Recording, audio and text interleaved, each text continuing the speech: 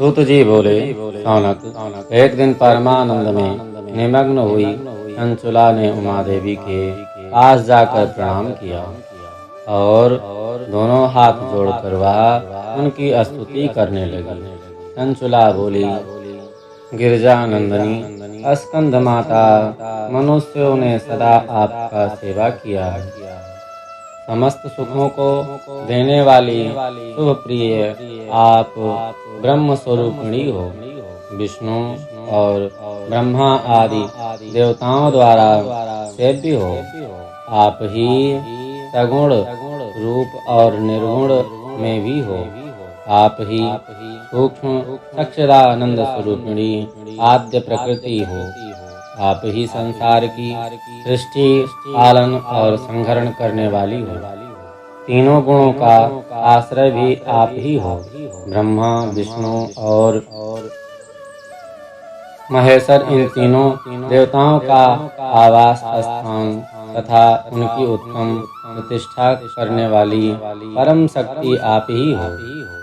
सूत जी कहते हैं, सौनक, जिसे सदगति प्राप्त हो चुकी थी, वह चंचुला इस प्रकार महेश्वर पत्नी उमा की स्तुति करके सिर झुकाए चुप हो गई।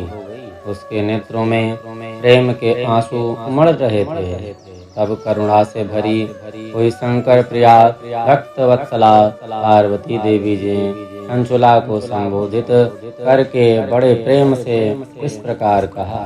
पार्वती जी बोली, सखी चंचुले सुंदरी, मैं तुम्हारी की हुई इस स्तुति से बहुत प्रसन्न हूँ। बोलो, क्या वर मांगती हो? तुम्हारे लिए मुझे कुछ भी अदेय नहीं है। चंचुला बोली, निष्पाप गिरिराज कुमारी, मेरे पति बिंदुक इस समय कहाँ हैं? उनकी कैसी गति हुई या मैं नहीं जानती। कल्याणमयी दीनवत्सले, मैं अपने उन पति देव से जिस प्रकार संयुक्त हो सकूं, वैसा ही उपाय कहिए। महेश्वरी महादेवी, मेरे पति एक शूद्र जातीय वैश्या के प्रति आसक्त थे और पाप में ही डूबे रहते थे। उनकी मृत्यु मुझसे पहले हो गई थी। न जाने मैं किस गति को प्राप्त हुई। माता पार्वती बोली, बेटी, तुम्हारा बिंदुक नाम वाला पति बड़ा पापी था। उसका अंतःकरण बड़ा ही दूषित था।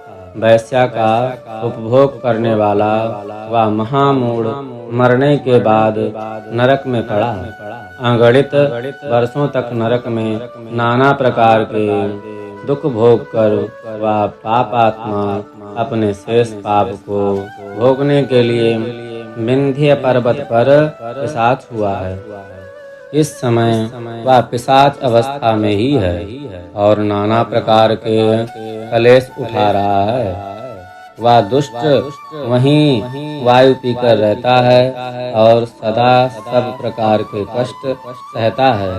सूत जी कहते हैं, सौनक, गौरी देवी की यह बात सुनकर उत्तम व्रत का पालन करने वाली चंचुला उस समय पति के महान दुख से दुखी हुई। फिर मन को स्थिर करके उस ब्राह्मण पत्नी ने व्यथित हृदय से ये महेश्वरी को प्रणाम करके पूछा। चंचुला बोली, महेश्वरी महादेवी, मुझ पर कृपा कीजिए और दूषित कर्म करने वाले मेरे उस दुष्ट पति का अब उद्धार कर दीजिए। देवी, कुत्सित बुद्धि वाले मेरे उस पाप आत्मा पति को किस उपाय से उत्तम गति प्राप्त हो सकती है, वह शीघ्र बताइए। आपको नमस्कार है। पार्वती जी ने कहा, तुम्हारा पति यदि शिव पुराण की पूर्णमयी उत्तम कथा सुने तो सारी इस दुर्गति को पार करके वह उत्तम गति का भागी हो सकता है। अमृत के समान मधुर अक्षरों से युक्त गौरी देवी का यह वचन आदर पूर्वक सुनकर चंचुला ने हाथ जोड़कर मस्तक झुकाकर उन्हें बारंबार प्रणाम किया और अपने पति के समस्त पापों की शुद्धि तथा उत्तम गति की प्राप्ति के लिए पार्वती देवी से यह प्रार्थना किया कि मेरे पति को शिव पुराण सुनाने की व्यवस्था होनी चाहिए। उस ब्राह्मण पत्नी के बारंबार प्रार्थना करने पर शिवप्रिया गौरी देवी को बड़ी दया आई। उन भक्तवत्सला महेश्वरी गिरिराज कुमारी ने भगवान शिव की उत्तम कीर्ति का गान करने के लिए गंधर्वराज कुमरु को बुलाकर उनसे प्रयत्न पूर्वक इस प्रकार कहा, कुमरु, तुम्हारी भगवान शिव से प्रीति है। तुम मेरे मन की बातों को जानकर मेरी अभीष्ट कार्यों को सिद्ध करने वाले हो, इसलिए मैं तुमसे एक बात कहती हूँ, तुम्हारा कल्याण हो। तुम मेरे इस सखी के साथ शीघ्र ही विंध्या पर्वत पर जाओ। वहाँ एक महाघोर और भयंकर पिशाच रहता है। उसका वृतांत तुम आरंभ से ही सुनो।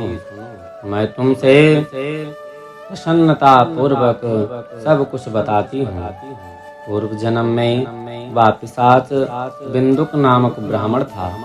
मेरी इस सखी चंचुला का पति था, परंतु वह दुष्ट वैश्यागामी हो गया। स्नान, संध्या आदि नित्य कर्म छोड़ करके अपवित्र रहने लगा। क्रोध के कारण उसकी बुद्धि पर मूढ़ता छाप गई थी।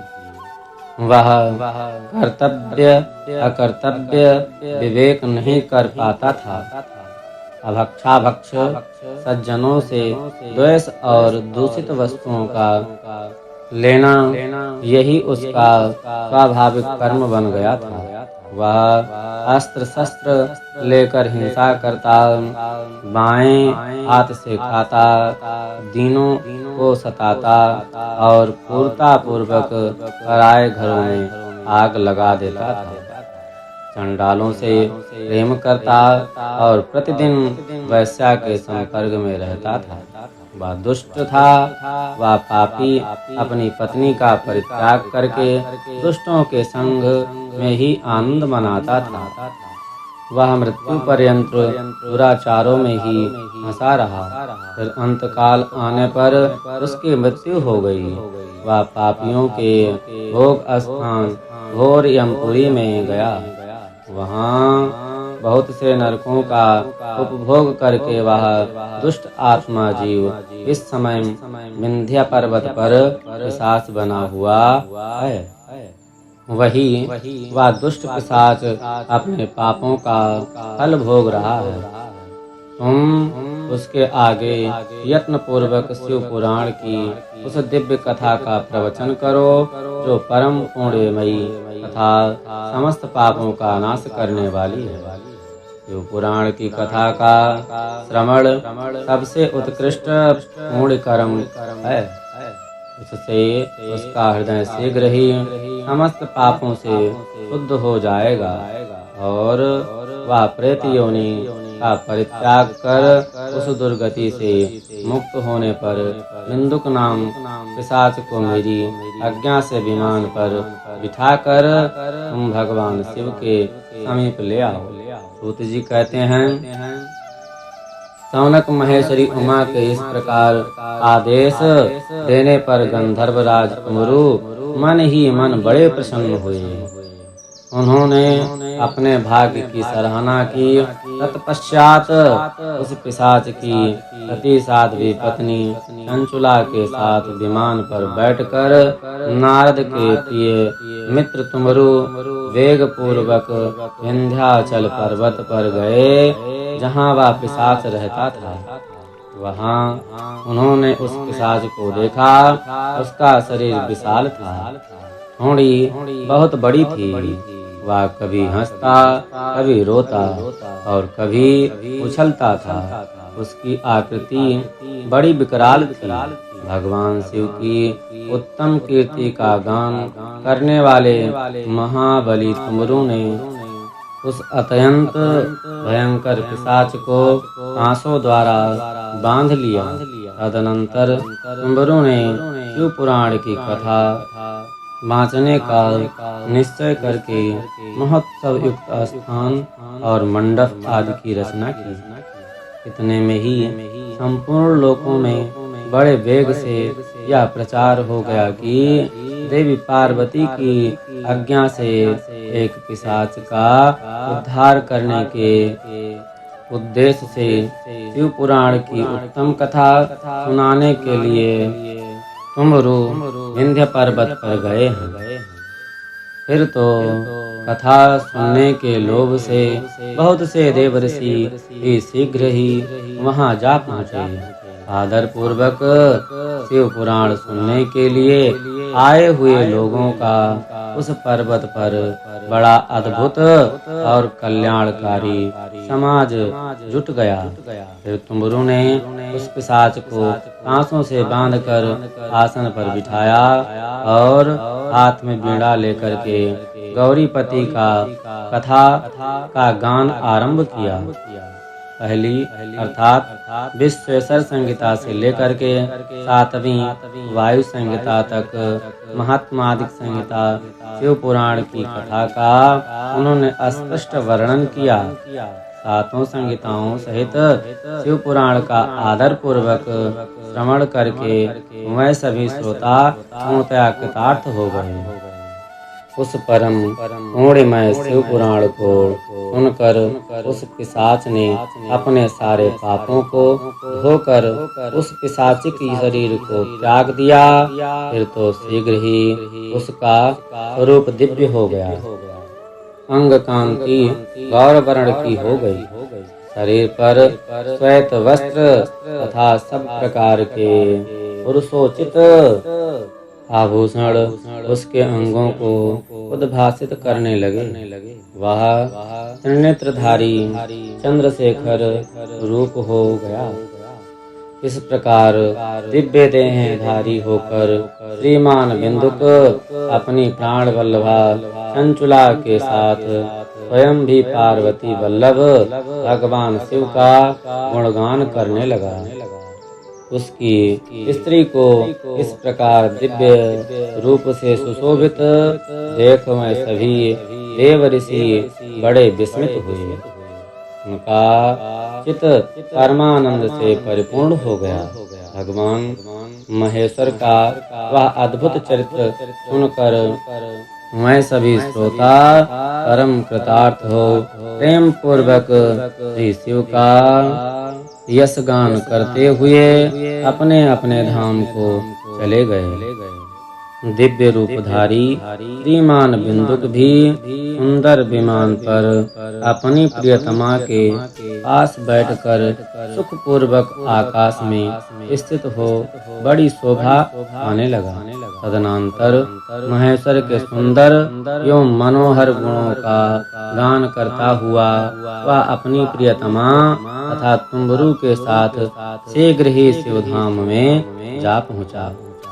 वहाँ भगवान महेश्वर तथा पार्वती देवी ने प्रसन्नता पूर्वक बिंदुक का बड़ा सत्कार किया और उसे अपना पार्षद बना लिया। उसकी पत्नी चंचुला पार्वती जी की सखी हो गई। उस घनीभूत ज्योतिष स्वरूप परमानंदमय सनातन धाम में अविचल निवास पाकर वह दोनों दंपत्ति परम सुखी हो गए। बोले शंकर भगवान की जय।